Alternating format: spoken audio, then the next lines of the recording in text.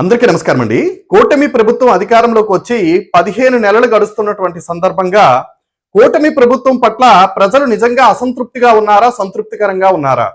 లేదా ఈ యొక్క ప్రభుత్వం అమలు చేస్తున్నటువంటి సంక్షేమ పథకాలు కానీ, అభివృద్ధి పరంగా కానీ ఎంతవరకు సంతృప్తిని ప్రజలు వ్యక్తం చేస్తున్నారు, లేదా నెగిటివ్ ఫీడ్బ్యాక్ ఏమైనా ప్రజల్లో ఉందా? ఇది ఒకసారి ఈ వీడియోస్ లో మనం ఏంటంటే ఒక 10 వీడియోస్ ని 10 చిన్న చిన్న లోపాలు, కూటమి ప్రభుత్వంలో ఉన్నటువంటి చిన్న చిన్న లోపాలని నేను తెలియచెప్పే ప్రయత్నం చేస్తానండి. ఇది నెగిటివ్ తీసుకుంటే నెగిటివే, కానీ పాజిటివ్ గా తీసుకుంటే రాజకీయ నాయకులు వాళ్ళ తప్పుల్ని తెలుసుకొని ఇంకా అద్భుతంగా ముందుకు అంటే పరిపాలనలో ఈ యొక్క అద్భుతంగా ముందుకు వెళ్ళడానికి మంచి అవకాశం అండి. ఇది ఏంటంటే ముఖ్యంగా అధికారంలో ఉన్నటువంటి రాజకీయ పార్టీలు ఈ విషయం పట్ల చాలా స్పష్టతగా ఉండాలండి. ఎందుకంటే పాజిటివిటీ ఎంత ఉన్నా కూడా ఎంతో కొంత నెగిటివిటీ అనేది కూడా అధికారంలో ఉన్నటువంటి రాజకీయ పార్టీ మీద ఉంటుంది.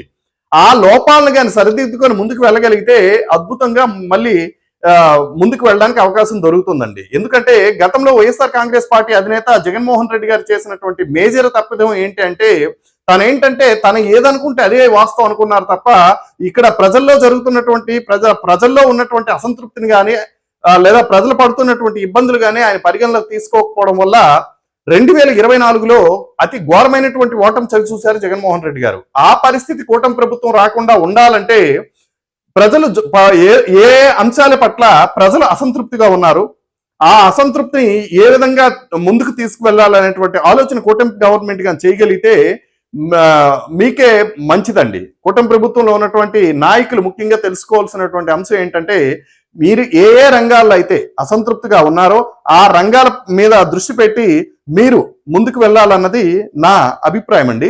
అందులో మొట్టమొదటిగా చెప్పుకోవాల్సినటువంటి అంశం ఏంటంటే ఈ యొక్క సూపర్ 6 హామీలండి. నిజంగా సూపర్ 6 హామీలు కూటమి ప్రభుత్వం వచ్చిన తర్వాత మెయిన్ గా కూటమి ప్రభుత్వం అధికారంలోకి రావడానికి ముఖ్య భూమిక పోషించినటువంటి సూపర్ 6 హామీలు ఎంతవరకు అమలయ్యాయి? సూపర్ 6 లో ఉన్నటువంటి ఈ యొక్క ఫ్రీ బస్సు అద్భుతంగా అమలు చేశారు. సూపర్ 6 లో ఉన్నటువంటి తల్లికి వందనం అద్భుతంగా అమలు చేశారు. అలాగే గ్యాస్ సిలిండర్స్ చిన్న చిన్న లోపాలున్నా కూడా ఇంటికి అర్హత ఉన్నటువంటి ప్రతి ఒక్కరికి కూడా గ్యాస్ సిలిండర్ సప్లై చేయడం జరిగింది. ఈ ఫ్రీ బస్ అన్నది కూడా అద్భుతంగా పనిచేసింది. అయితే ఇవే కాకుండా ఈ యొక్క సూపర్ 6 హామీల్లో ఇంకా చాలా ఉన్నాయి. మరి అవి ఏవి కూడా మీరు ప్రస్తావించకుండా మొత్తం 100% సూపర్ 6 ని మేము అమలు చేశామని చెప్పడం అన్నది ఎంతవరకు కరెక్ట్ అన్నది కూటమి నాయకులు ఒకసారి ఆత్మ పరిశీలన చేసుకోవాలండి.